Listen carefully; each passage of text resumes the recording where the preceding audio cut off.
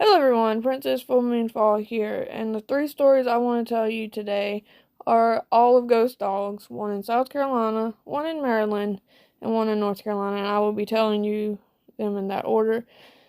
Unfortunately, these are just three of many, so I will be telling you the others eventually. But the first one I want to tell you is the one in South Carolina, the Hound of Goshen, or it's also known as a happy dog, which unfortunately it's not very happy. The story goes that a master and his dog was traveling through Sumter in South Carolina, and the master got accused of a crime, and the dog was tied up. Master was hung, and the dog eventually broke free and found his master's grave and wasted away on the grave. And now he protects that stretch of road. Like, if you go there at night, they say if you drive through the road, I think Buncombe Road, I'm not 100% sure if that's how you pronounce it, but you can look it up if you want to go find the ghost dog. If you drive through that stretch of road, they said he will chase your car. And he will chase it for a long while. And he will stop chasing it, I guess, when you're just like, oh no. And just hoping he would leave you alone. I'm not sure, like, how long he will chase it, but they said he'll chase your car for a while. The second one, it happened in Maryland. And this is called the Blue Dog. They said this is probably the oldest story in ghost American history. Charles and his dog, Blue Dog, they went into a bar one night, and, Charles got a bit drunk and started bragging about his wealth, all his gold on him, and the deed he had to his house. I guess he just bought it. I don't know. And once, he had his fill of alcohol and, I guess, cheer, he left, but unfortunately, a man named Henry was following him. Henry waited until, they got into like a back alley or something, and he killed them both. Grabbed the treasure, grabbed the deed, took off. Buried the treasure and deed under a tree. He's like, I'm going to get this later. And sure enough, when things died down, he returned for his treasure. Only Blue Dog wasn't having it and appeared and scared the living daylights out of him. They said after that encounter, he suddenly got sick and died. And they say to this day, on February 8th, which is about to come up, that Blue Dog will sit under that tree, still protecting his master's treasure, and he will howl. Which makes me sad, because he's such a good boy. And the third story is in North Carolina, in the Valley of the Crosses. It's the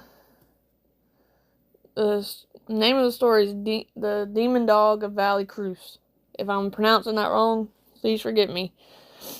In this valley in North Carolina, it says these two streams meet at the perfect angle to form a cross. Like, they said it's like perfect on all sides, which I want to go see, and I told my husband about. But anyway, there's like Highway 194, I believe. Yeah, sorry, checking my notes. And it's on the outside of the town, this stretch of road, but there's also a graveyard and a church on it. And the story goes that these two men were driving that night, okay? And as they were coming up on the graveyard, I think it was around the curve, this black shadow jumped out from behind the gravestones right in front of them. They swerved. And, they came to a stop, and they kind of like, what just happened? And, they kind of glanced out the window, because if they are seeing what they thought they saw, they don't, want to be out there with it. And sure enough, it was this black dog as tall as any man, just towering over the road.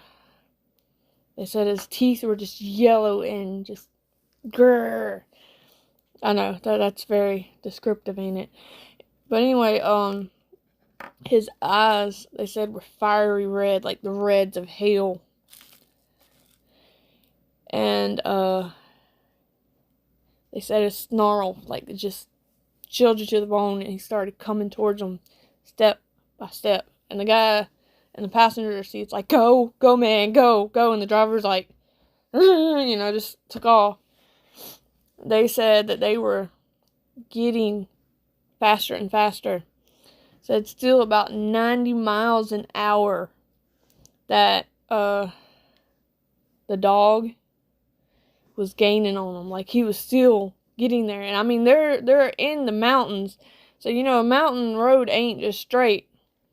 Like, it curves. So, they were risking death here. Like, one wrong move and they both just would skid down the mountain or into a tree or something.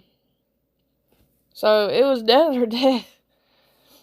Or life, death, or death. Like, it was not, easy decision.